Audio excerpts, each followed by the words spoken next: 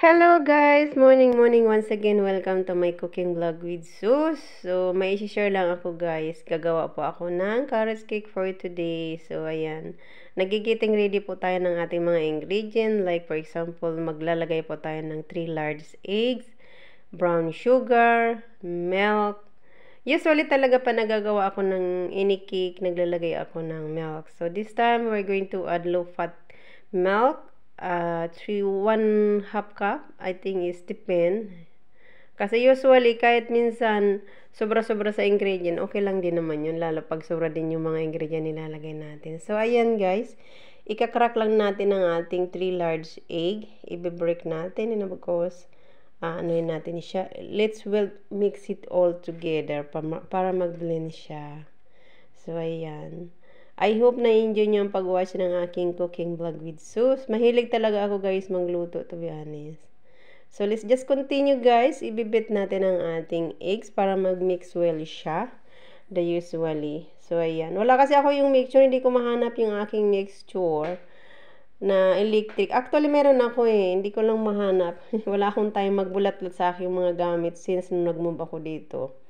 Meron ako niyan yung electric na maliit lang siya na pang whiskey natin ng ating mga baking. Kasi nga, kinukompleto ko talaga yan guys kasi mahilig akong mag-bake. Pag may nakikita ako na i-scroll down ko sa ating social media, ayan, napapaano ako na, ay, gayahin ko nga siya. Ganun ako, mahilig akong magaya. So, maglalagay din tayo guys ng 2 cup of egg, not egg, sorry. 3, I think I will gonna use 3 cups. Nakita ko dun sa recipe kasi medyo ano siya, big portion ng aking gagawin. So, sinisip up ko lang guys ang ating flour. Hindi ko siya directly inilalagay sa aking binating itlog. And actually dyan sa binintay nating itlog, nilagay ko na dyan ang milk natin. And of course, nandyan din tayo, nag-melt din po tayo ng ating butter. Na 3/4 ng butter ang ilalagay ko sa ating carrot cake. So, kaya ko po ginaganyan ang flour para wala siyang buo-buo, para mas more of siya, very soft ang ating flour. So, sinisip ko siya dyan sa ganyang strainer. Yun ang ginagawa ko sa aking carrots cake. So, ayan. Imi-mix natin. Ayan, na-mix ko na actually. Pinashort ko na lang guys ang ating video. Iyan na yun ang niya, pinaka-texture niya after na-mix ko na yung yung eggs, yung milk. 1/2 cup milk actually ang inilagay ko dyan guys. So, ayan.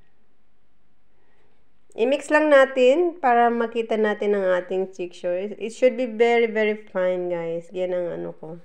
Para maging siya, very soft, very smooth ang ating carrot cake na ginagawa today. Actually, this carrot cake is my second time na ginawa ko ata.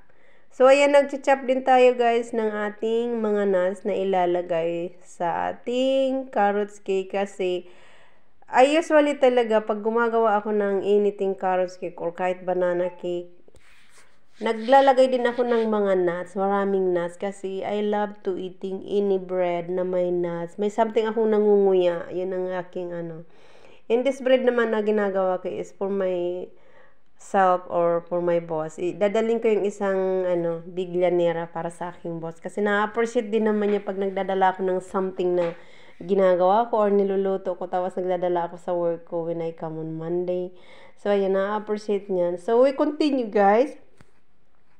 I-chop ko lang ng hindi naman pinong-pino ang ating kasi maganda pa rin naman yung parang meron siyang parang chang-chang lang ang gagawin natin pag-chop sa ating nuts para hindi naman siya ganun kalaki. At madali na lang din yan i-chop guys kasi na ko na yan sa warm water for I think 30 minutes. Tigso ko siya sa hot water para mas madali siyang i-chop. Very soft. Saka hindi siya yung tawag ito? Hard ba? So ayan. We keep continue chopping our nuts. Ayan. Pag na nakita ko na medyo na siya. Ayan. Ganyan ang pinaka niya. And ilalagay ko na siya sa ating carrot cake. And by the way guys, ayan pala. Naglagay din po tayo ng, mas dinamihan ko ang carrots na nilagay ko. Ang nakalagay lang sa original recipe is around 2 cup, but ginawa kong 3 cup. It's depend nga kung ano yung portion na gagawin mo. Pwede tayo mag-adjust sa mga ingredient na ilalagay natin. It's depend kung how much quantity ang gusto mong ma-achieve during the cooking. Ako naman kasi gusto kong ma-achieve na medium big portion kasi nga, mag-share ako sa aking kaibigan kasi mag-work din siya doon sa aking trabaho. So, ayan. And of course, lalagyan pa rin natin ng another kind of nuts. Mahilig din talaga ako sa nuts. Ewan ko lang sa iba. Basta, I love to eating. Ayan ang ating carrots na gigrind ko kanina. It's around 3 cups of big carrots na, ginawa natin. Ko lang siya guys, ginadgad. Ano matawag nun? I really forgot about how they call that one. Ginadgad ko lang siya. Ayan, of course, measure ko siyang mga 3 cups. And finally, naman, yung carrots na nabili ko is just right. Hindi naman nagkulang. So, ayun, tayo, ilalagay natin siya sa ating binating itlog kanina na may milk. And after that, pag na-mix na natin, ayan, nailagay na natin ang ating carrots, ang ating nuts, and maglalagay tayo ng mga dry ingredient. Before anything else, muna tayo. Imi-mix natin muna siya. Let's mix it all together kasi it need to be blend all. Yan. Para siya. I-mix na lang natin ang ating mga ingredient lahat-lahat.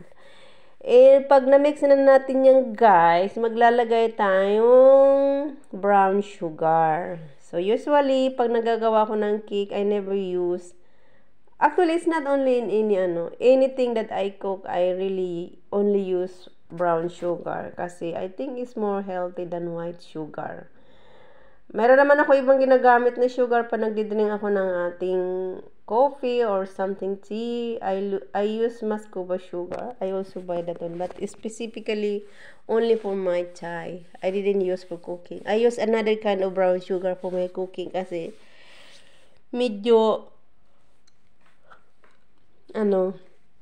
basta, it costs money. Ayun. Yung Mascova dito mahal eh. Just like sa Philippines. So, mag-add tayo ng mga around 3 cups na 3 small spoon ng another kind of nuts. Yung yan eh, parang galing sa pumpkin seed. Pero I don't know. Kasi ang pumpkin seed black siya eh. I usually saw it black. I don't really know exactly where is this kind of yung nuts na yan. Pero masarap din siya guys. Usually ginagawa ko yan or ina-add ko din sa aking salad. Kasi mahilig din talaga ako sa salad. I usually eat salad every day. So ayan, na-mix well na natin guys.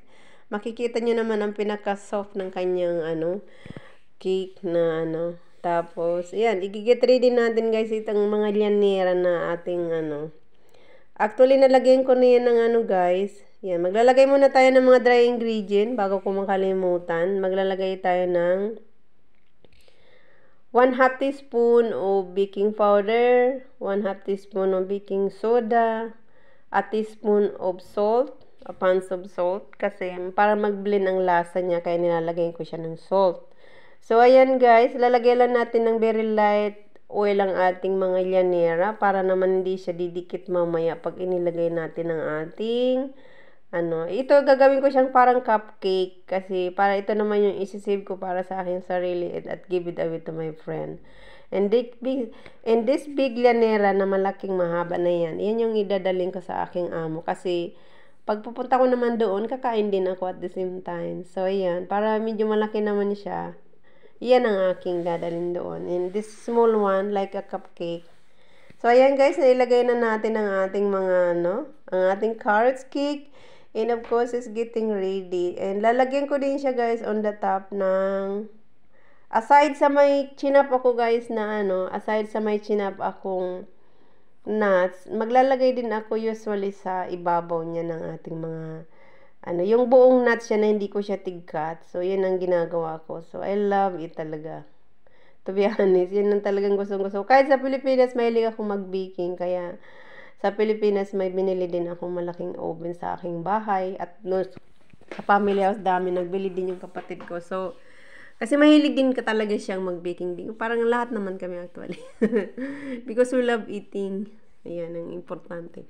So, ayan, itatapos lang natin, guys. Ganun lang ang aking ginagawa. Medyo ilubog-lubog lang natin siya. Ipopost ko siya maya-maya sa ilalim para naman hindi siya ma-burn ang ating nuts.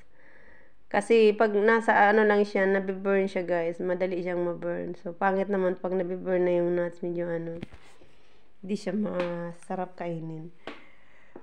So, ayan. I-ready na natin. Ilagay na natin sa ating ayan. I-check ko na ang aking Actually, inilagay ko na, guys. Hindi ko na pinakita sa inyo kasi it's a bit long video na talaga. Ayan, ang kalat ng aking kusina. Yun lang ang problema, guys, pag ako'y nagluluto. Kasi talaga ang dami kong kalat kiyata.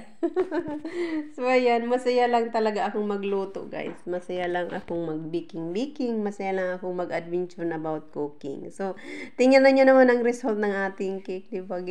Parang ang na niya, ang ganda. So, ayun. Masaya lang talaga akong mag-baking and I'm happy to do what I like to do.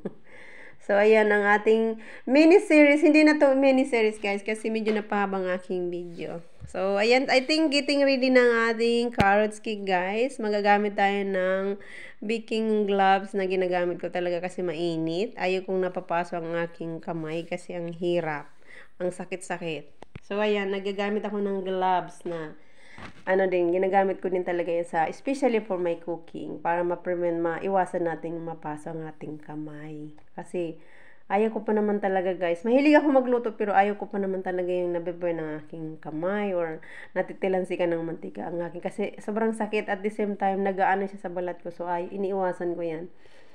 So, ayan, i-cool down lang natin, guys. I-try natin kung okay na siya. Usually, nagagamit ako ng small chopstick para ma-try natin kung okay siya or hindi.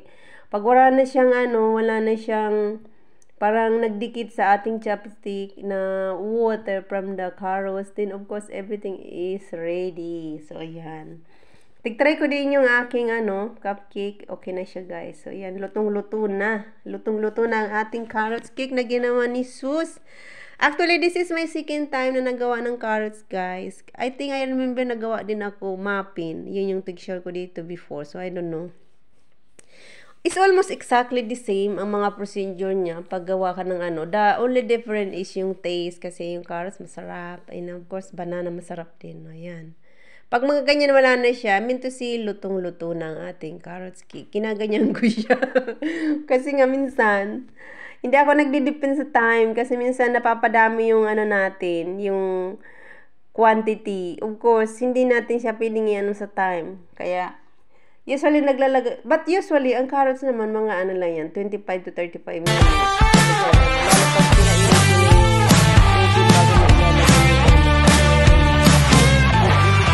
Lalo pag ayan, guys, thank you so much for watching. Everyone, love you all. Thanks. Bye-bye.